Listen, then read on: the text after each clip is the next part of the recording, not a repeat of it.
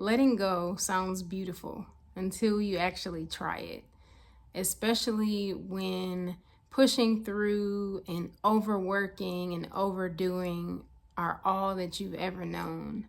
Last week, during my 3-day water fast, I had a really powerful realization. I've been operating under the belief that I can only receive by doing. And it's been really stressful for me, and it's been costing me my peace and sometimes my health. So let's talk about it. We always begin with gratitude, so I want to thank you for being here and doing whatever it is that you need to do to be present here. And I want to let you know that I am so very honored to have your energy and your presence here in this space. Peace. I am LA, licensed therapist, holistic wellness coach and guide, and the creator of this channel, Reconnect with You. So I want to take you back to the origin of this belief and just some of the early conditioning that I remember experiencing that I think began to shape this belief for me pretty early in life. And as I've been exploring and just reflecting on how I oriented to work and to making money, I had to go all the way back to when I started my first official job, which was when I was in high school. I was a freshman in high school when I started my first job. And I was thinking about why it was that I started working when I was in high school. And I come from a family where we had a lot of financial challenges. And I'm the oldest of my mother's 7 children. And I think that a part of my wanting to work a job was so that I could do things for myself, different things that my mom would tell me that she couldn't afford, or that we couldn't afford, or that I had to wait to get. We lived in an environment where there was a lot of restriction around finances and just what we were able to do. So when I got old enough to work a job, it was kind of natural for me that that's what I wanted to do. The other thing that I think went into it that came up for me in my reflection is that my mom didn't necessarily dissuade me from working. And I think in some ways it was a relief that I was going to be working and earning some of my own money, because then that meant that she was not going to have to provide for me as much financially. When I think back to what came up for me in my decision, I remember feeling like I was not going to get what I needed, or that I would not have the money to do the things that I needed to do. Some of the things that you might associate with being in high school, like going to prom, getting your first car, and things like that. And I think that my first job was the beginning of this conditioning for me, that you have to earn by doing, and that you trade your time for money. And that's just the way that it works. And the more time that you give, the more that you work, the more money you make. Well, this was a belief system that was reinforced over time, moving forward to later in my life when I worked other jobs and even have worked full-time jobs. This was reinforced, where there is a push almost to overdo, to overwork, to overperform in order to get the raise, in order to be recognized, in order to be perceived as successful in your work, or perceived as a model employee. And as I'm thinking back to these experiences, doing is what's kept me safe. Anyone who knows me can attest to how driven I am and just how much I've accomplished in my life. So for me, I've always made this connection that, I need to keep doing this. I need to continue to work and perform and to do, because that is what is bringing me these results. Whether the results are money, whether it's a raise, or whether it's just overall recognition in my field and in my work. And so I've always thought about the doing as a part of keeping me safe in a way and making sure that my needs are met. During my fast that I did last week, I really wanted to call in some clarity around slowing down. I hit a rough patch last week and was just feeling really burned out. I mean, my body was screaming at me to rest, and I knew that I needed to stop everything that I was doing to take a step back and take care of myself.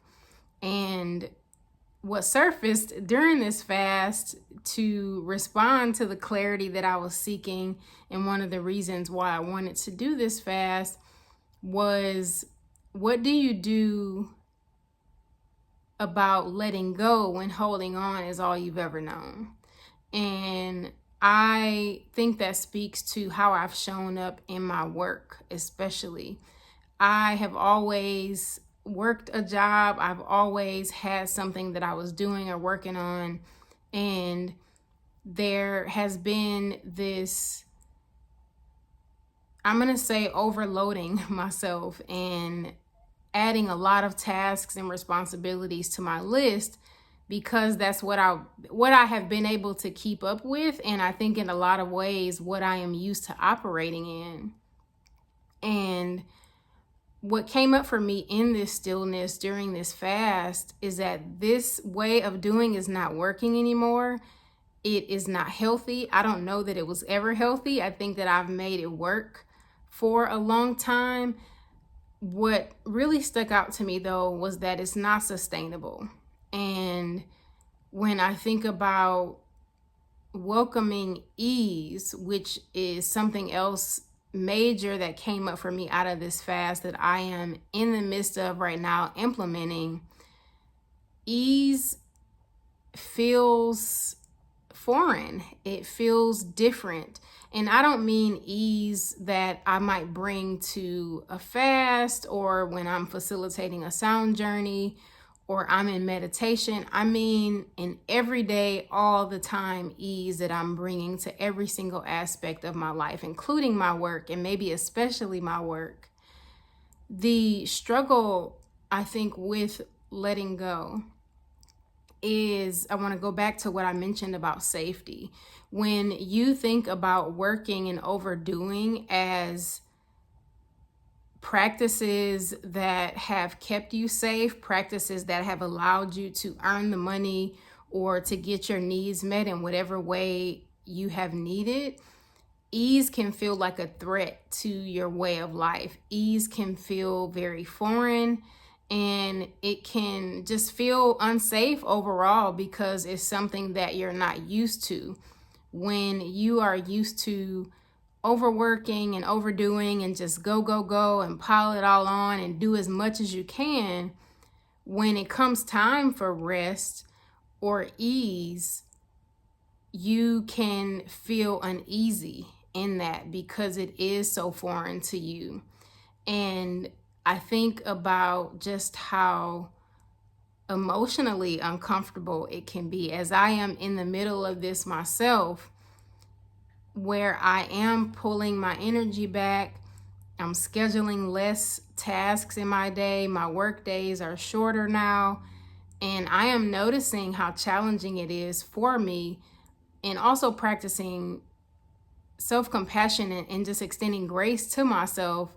Because when you have lived a life, or even where you've gone on several years where you are working a lot and pushing yourself really hard, when it comes time to stop, that can feel really jarring for you, even in your body and into your nervous system.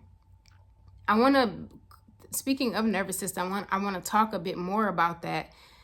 When you slow down and when you pull back a bit in terms of how much energy you are putting out, and even restructuring the way that you do things so that they can feel more easeful, that is you caring for and supporting your nervous system in action. Ease is definitely nervous system work. And when I talk about nervous system, I'm thinking about what feels safe in your body and how your body responds and reacts to different ways that you might be showing up in the world. And I think I want to mention something else too as it relates to just nervous system care and support, that when you are used to overworking, that could be a trauma response. It could be a response that is rooted in a lot of fear and scarcity. It could also be something that maybe you have learned, like a learned behavior in your family. For me, it was a lot connected to the example that I saw, which in our home was my mom, where she worked a lot.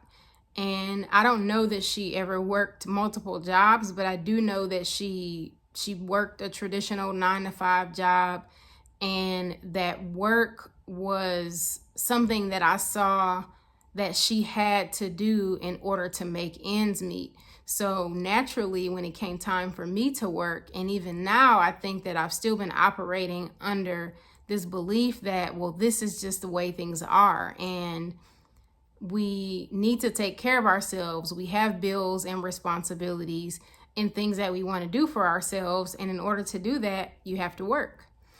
And I think something else I want to mention just around some of the challenges and the struggles with letting go is that if I'm not doing, then who am I? Am I worthy? Am I deserving of rest if I have not done anything? And I think that can be really dangerous in terms of having your self-worth and self-perception be tied to your work and your productivity and how much it is that you do, because that can keep you in this cycle of justifying being unkind to yourself, of justifying burning yourself out and pushing yourself really hard to do all the things and work as much as you can because you feel more worthy on the other side of it. But the truth of the matter is that by doing that, you are being unkind to yourself. You are not taking the best possible care of yourself. And you are also perpetuating this cycle of doing in order to receive. So I want to move us now into talking about ease. And I want to invite you into this season of ease with me. And I am smiling because I'm very grateful to be in this space. I will be transparent though and share that it is very, very uncomfortable for someone who's always been gifted and high achieving. I have accomplished so much in my life and I've done a lot of things and I'm proud of those things. And I think that in looking back on some of those things, sometimes I wish that I had made more time for rest or that I was more kind to myself. And I wonder what those earlier versions of me would have looked like and how they would have shown up if rest and ease was at the center of everything that we were doing. So as I invite you into this season of ease with me, which I'm looking forward to sharing more with y'all about, I just want to share with you a couple of things that I'm doing in terms of practices and things that I am shifting. So number one, I am slowing down everything. When I am eating, when I'm speaking, I am being a lot more mindful about pausing before I speak. In doing that consistently, I am also noticing when I'm walking really fast. Like if I'm going outside for a walk, which I try to do every day, and I notice myself, I'm walking really fast, I will stop in the middle of my walk and I might, shrug my shoulders off and kind of pause before I begin walking again, this time at a slower pace. So slowing down everything as much as you can. Something else that I think is inviting of ease in my life is related to being present. So doing one thing at a time. So that means that I'm not going to be sending emails and eating a snack. I'm not going to be on the phone and looking up something on my laptop. Making sure that I am focusing on one thing at a time, because one of the things that can happen when you're used to overworking and overdoing, you are trying to multitask and do multiple things at once because you feel like that's going to help you to get more things done and more quickly, when really you are just keeping yourself in this cycle of overworking and overdoing. So number 2 is focusing on being present. So doing only one thing at a time. Those are 2 practices that I have started to implement and that have been a bit challenging for me, especially the multitasking, because the way that my creative flow is, sometimes I'm switching between tasks and I may remember something about another task while I'm working on a different one. But I am finding that it is supportive, and I'm noticing how much more calm I feel in my body. I am aware of just how much more confident I feel about how I'm navigating my day, because I know that there's more of a balance and I'm not doing too much. This is also something that I am testing out to adjust as needed, but I wanted to offer you just a couple of practices that you may or may find helpful, that you may want to implement and try and just see how they feel for you. But those are 2 practices that I would recommend, but really making more time for rest. So that means scheduling breaks throughout the day. I try to have at least a 2-hour time block in terms of rest or just a break in my day. Having slower mornings, like this morning when I got up, I was in silence for almost an hour and a half after I woke up, and I didn't check my phone for over an hour. So that means as soon as I woke up, I got up and, did my things. I drank some water, used the bathroom, I did my meditation. Like, there were a series of things that I did before I even looked at or checked my phone or any notifications.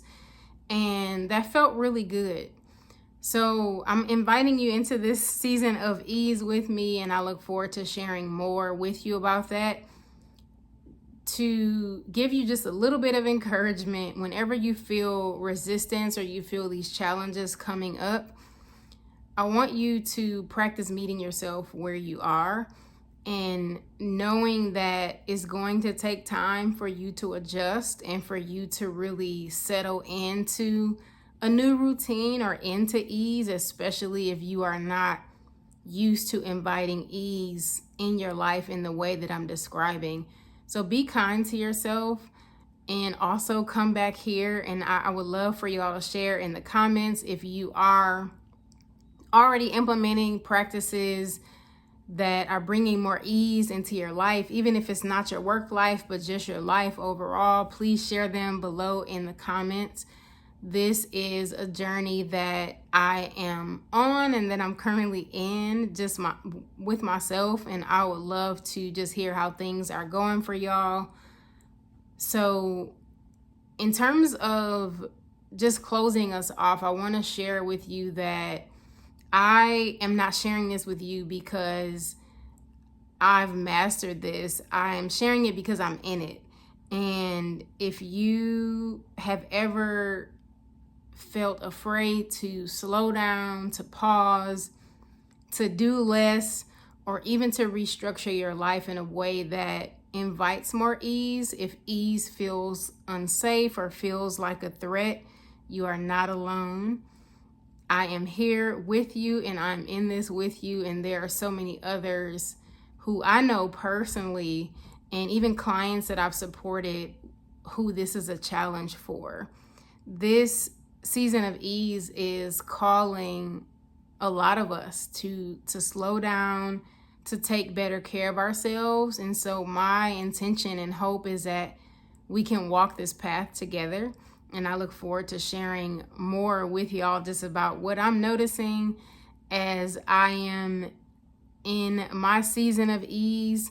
And I want to clarify too that when I say season, I mean that that's kind of where I'm shifting into. Not season to say that this is a temporary thing. I am really calling in ease just as a way of life and a way of being, and something to consider in every decision that I make. Where is ease in the picture? Where does ease come into play?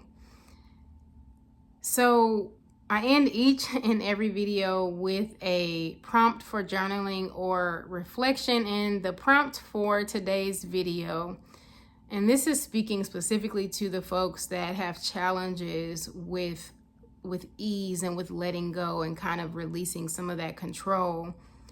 What are you afraid will happen if you pull back a bit, if you embrace more ease? And I'm going to add another question. What does letting go look like for you right now? Well, if you like this video, if the contents resonated with you, if there's anything here that I shared with you that you found particularly helpful, please, please, please like this video, share this video with a loved one, comment below again on just what really resonated with you or what your experiences have been so far with ease, how you are bringing ease into your own life. Before I close, I want to share really briefly, I have 2 upcoming events. If you are in Los Angeles, there's one on Sunday, August 17th for Restore, which is my new sound journey and community care circle offering. It is a deep listening experience at the intersection of nervous system care and community connection. So that will be in collaboration with Sovereign LA, which is in the West Adams neighborhood in Los Angeles. And then the official launch for Restore is going to be on Saturday, August 23rd. The link and the website is below for Restore in the description of the video, so you can find it there. And lastly, I just yesterday celebrated 3 years of self-employment, which I'm extremely excited about and proud of myself for. And I released my first ever public sound meditation, which is called Clarity and Stillness. It is perfect for this video because it is calling you to slow down and to pause. And this meditation is free and accessible. It is also downloadable. I'm going to include that below in the description of this video. I would love for you to check that out. I've gotten some really positive reviews so far, and I will be releasing more meditations. I know that we are in a difficult place right now just in the world, and I want to continue to send love out into the world in any way that I can, and just extend support in any way that I can, even if it's from afar. Well, that is all that I have for y'all for today. I look forward to connecting with y'all again soon, but in the meantime, reconnect with you. Peace, y'all.